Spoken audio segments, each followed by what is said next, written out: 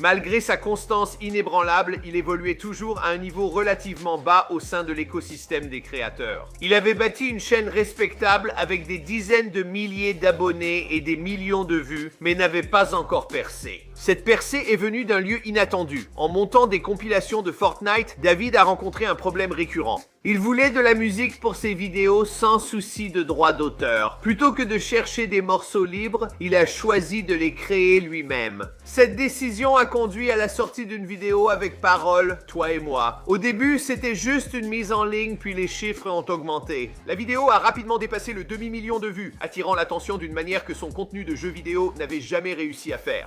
Pour la première fois, les gens ne faisaient pas que regarder ses montages, ils se connectaient à sa création. Dès lors, l'élan a démarré.